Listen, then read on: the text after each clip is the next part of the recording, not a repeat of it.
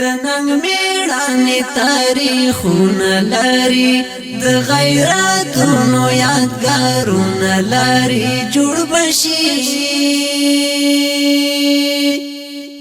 بشي دوران افغانستان وطن زار زار بیا زمون جانان وطن ډک له حماسو د خراسان وطن زار زار بیا زمون جانان وطن خپرا با بیا شي تسپر لا یولم. السلام علیکم. خوري څه ولای جوړي خوري ودی پلش کوي ته ودی وتري بازار ته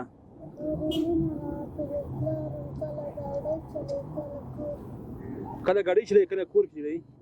ته مجبور شوی چې پلش وکې دلته 100 روپے غټي دی ورځي کله نیم سال کله سال څوک پلش در باندې کوي دلته تر څه پرې 100 روپے غټلې دي 1000 روپے دي غټلې دي کور کې مو وړه غوړي چېشته چې نشته کور کې دي هیڅ هم نشته داسې ورځ راغلي چې نهاره ناستې څو ورځې راغلي 2 ورځې راغلي دوره تاسو شنه دي خوړلي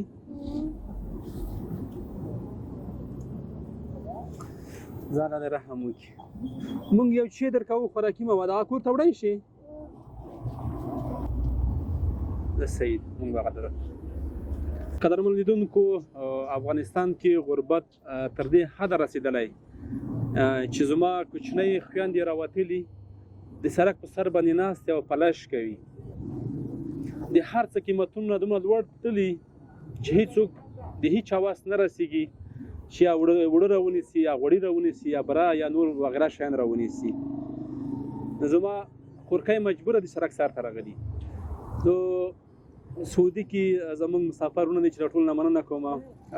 شرمه کې کوم ډراوران چې دي موږ سره کومک کړی کور مودان الله پاک تاسو اجر درکړي ستاسو هغه کومک موږ تر دغه خورکۍ هم رسوي دا خورکۍ نن تر دې حده مجبوره شوي چې سړک سر ته راوځي او پلش وکړي د دې لپاره څه مواد موږ هغه ورکوو جوړ بشي دوران افغانستان وطن زار زار بیا زمون جانان وطن ډک له حماسو د خراسان وطن زار زار بیا زمون جانان وطن وران مسجدونه بیا ټول کړو وطن د وحدانیت په کیږي اذان جوړه خوري څومره خوشاله شو دا سامان دا ورسېدو خوشاله داسې فکر دی کوو چې نو ناز کې د شیان مختلف فکر کوي تا بس دا د الله پاک مهرباني ده دغه شیان د ټول کور ته یوسه په کومه خیله چې ته د کور نه راوتلی وي د دغه شیانو د رزق د کټلو هغه د الله پاک درکړل دا د ټول شیان د کور ته یوسه صحیح ده خوري ډیره مننه قدرمن هیوادوالو زمونږ په هیواد کې غربت تر دې حد رسیدلی چې زمونږ خویندې هم راووځي پلش وکړي د سړک په سر باندې کیني تر ټولو بهترین وخت د صدقې د خیرات د زکات همدغه وخت دی چې په دې وخت کې موږ د داسې خلکو لاسنیوی وکړو دا خپرونه په همدغه ځای نور پای ته رسوو تر بلې خپرونې ښې چارې او ښه وخت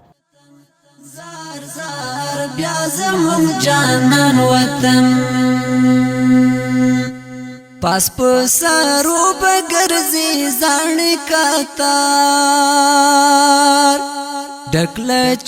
چڼو باوي هر یو چینار لحس کو غروب را بهيږي چینه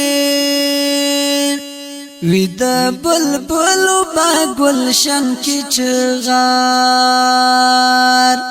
خوند او مازه په څو چند کوي د عرفانی رنگین او ښکلي اشعار د ننګ میړانې تاریخونه لري د غیرتونو یادګارونه لاري جوړ بشي دوران